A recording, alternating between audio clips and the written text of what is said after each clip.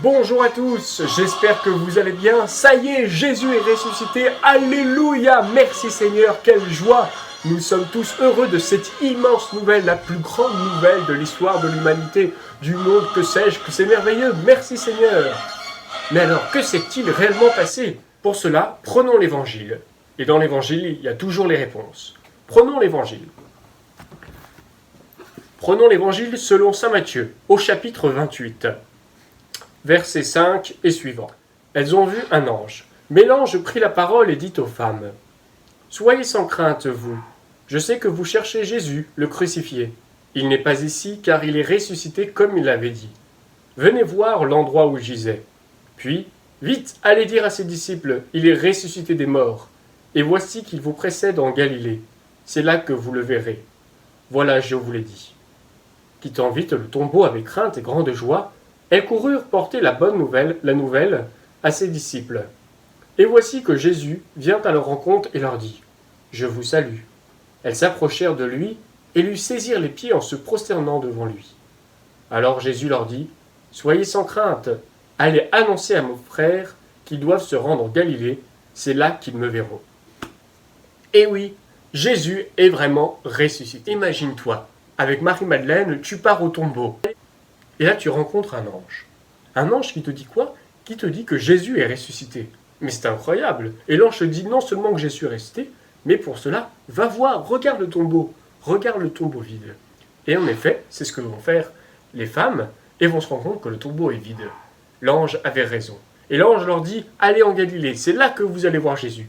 Et les femmes vont aller en Galilée et vont en effet rencontrer Jésus. Et après, Jésus va dire aussi, prévenez mes frères, prévenez tout le monde, c'est une grande fête. Jésus est apparu aux femmes en premier parce qu'il savait que la nouvelle se répandra plus vite. Et oui, c'est un grand jour, grand jour. Mais qu'est-ce que ça veut dire ressusciter? Bonne question. Ressusciter, ça veut dire qu'un homme, en l'occurrence là, ici, Jésus, est mort et de revenu à la vie. Il est vivant. Qui peut faire ça? Seul Dieu peut ressusciter les morts. En effet, c'est Dieu le Père qui va ressusciter le Fils. Jésus est vraiment vivant. Pour preuve, les disciples dans la Bible vont dire que Jésus a pu manger avec ses disciples, a pu boire avec ses apôtres. Et oui, Jésus est vraiment vivant. On peut le toucher. C'est vraiment quelque chose de merveilleux, magnifique, incroyable. C'est le cœur de notre foi. Si Jésus est mort pour nous, Jésus est ressuscité aussi pour nous. La mort et la résurrection de Jésus est le fondement de notre foi. Tu vas me dire, c'est tellement extraordinaire que j'ai du mal à te croire. Eh bien, je vais te raconter une histoire vraie que nous trouvons dans la Bible, celle de saint Thomas. Qui est saint Thomas? Thomas, c'est un des 12 apôtres. Il a été choisi par Jésus. Jésus est apparu à ses apôtres, mais une fois il est apparu et Thomas n'était pas là.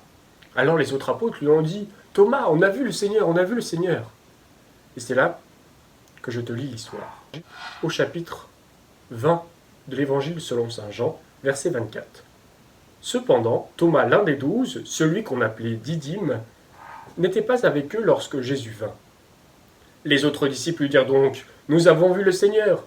Mais il leur répondit : Si je ne vois pas dans ses mains la marque des clous, si je n'enfonce pas mon doigt à la place des clous, et si je n'enfonce pas ma main dans son côté, je ne croirai pas. Or, 8 jours plus tard, les disciples étaient à nouveau réunis dans la maison, et Thomas était avec eux. Jésus vint, toute porte verrouillée. Il se tint au milieu d'eux et leur dit : La paix soit avec vous. Ensuite, il dit à Thomas : Avance ton doigt ici, et regarde mes mains. Avance ta main, et enfonce-la dans mon côté. Cesse d'être incrédule, et deviens homme de foi. Thomas lui répondit : Mon Seigneur et mon Dieu. Jésus lui dit : Parce que tu m'as vu, tu as cru.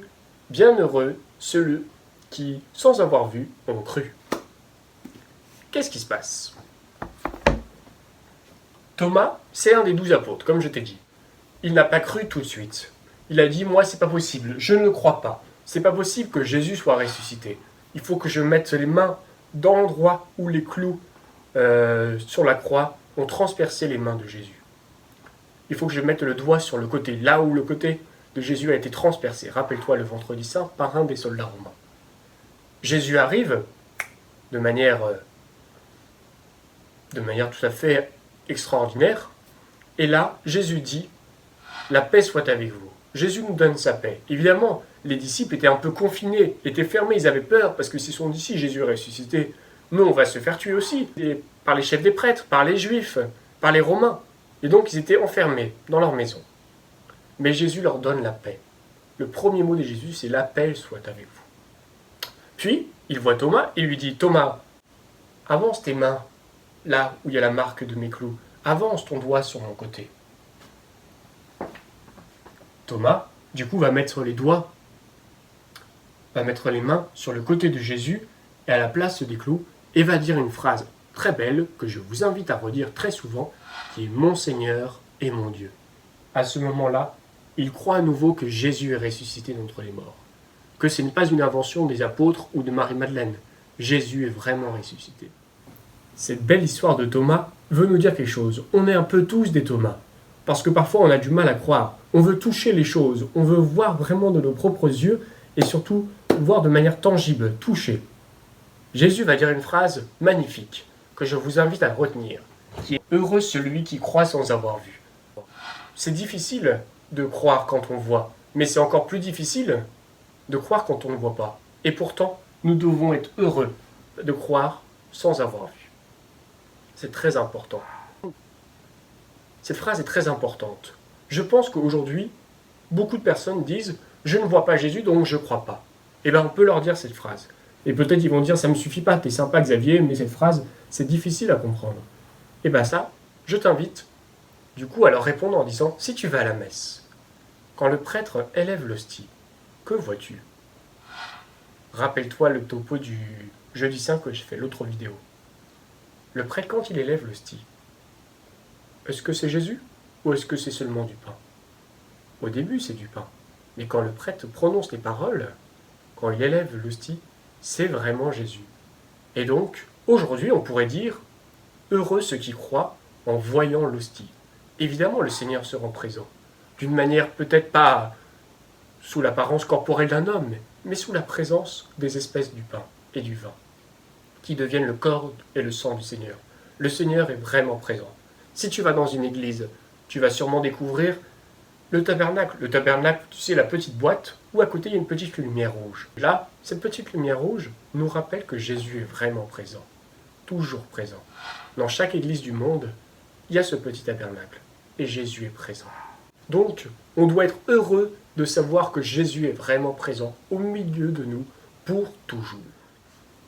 J'aimerais revenir aussi sur une phrase que a dit Thomas. Thomas a dit cette phrase « Mon Seigneur et mon Dieu ». Thomas l'a dit en voyant le Seigneur, en croyant fermement, en affirmant que cette personne qui est en face d'eux, c'est vraiment le Seigneur. Cette petite phrase a l'air de rien, « Mon Seigneur et mon Dieu ». Je vais te faire une petite confidence.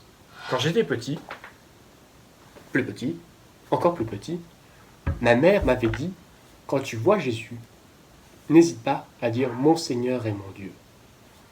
Quand tu vas à l'église, quand tu vas au tabernacle, quand tu vois le prêtre célébrer la messe, n'hésite pas à dire très souvent « Mon Seigneur et mon Dieu ».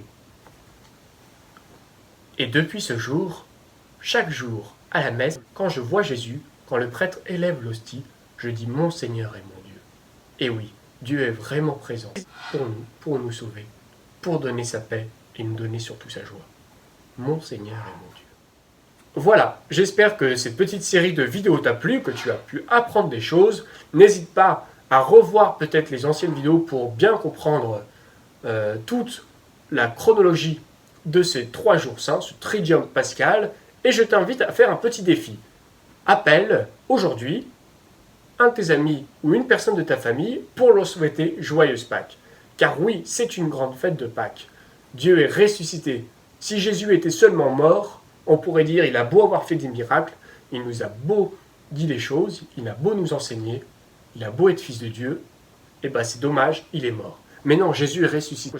Et ça doit être notre joie profonde. Et donc, tout le monde doit être au courant, tout le monde doit savoir que Jésus est resté. C'est vraiment impératif. C'est pour ça que je t'invite à téléphoner à un de tes amis ou une personne de ta famille pour leur dire cette bonne nouvelle. Jésus est ressuscité pour toi, malgré le confinement. Jésus t'aime et Jésus est au milieu de nous. Amen. Je te souhaite de joyeuses fêtes de Pâques à toi et à toute ta famille. Profite bien du chocolat pas trop quand même pour pas te donner trop mal au ventre. Rends grâce au Seigneur pour tous ses bienfaits. Remercie le Seigneur ce soir avant de dormir en disant merci Seigneur, tu es ressuscité pour moi. Heureux celui qui croit sans avoir vu.